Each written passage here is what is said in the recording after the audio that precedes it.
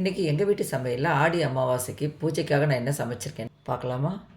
வழக்கம் போல் வெள்ளை சாதங்க, அதுக்கப்புறமா வாழைக்காய் ஃப்ரை, புடலங்காய் பொரியல். புடலங்காவும் வாழைக்காவும் கண்டிப்பாக அமாவாசைக்காக செய்யணும்னு சொல்லுவாங்க. அதுக்காக தான் இந்த 2 காய்கறியும் நான் இன்றைக்கி செய்திருக்கேன். அதுக்கப்புறமா மாங்காய் பச்சடி. மாங்காய் பச்சடி யாருக்கெல்லாம் பிடிக்கும்? பிடிக்குமா அப்படின்னா கமெண்ட்டில் ஒரு எல்லோ ஹார்ட் கொடுங்க.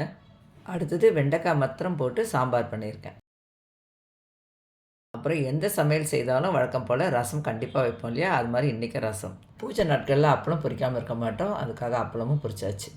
இன்றைக்கி வந்து மெதுவடை, மசால் வடை அந்த மாதிரி செய்யாமல் வாழைப்பூ வடை செய்திருக்கேன்.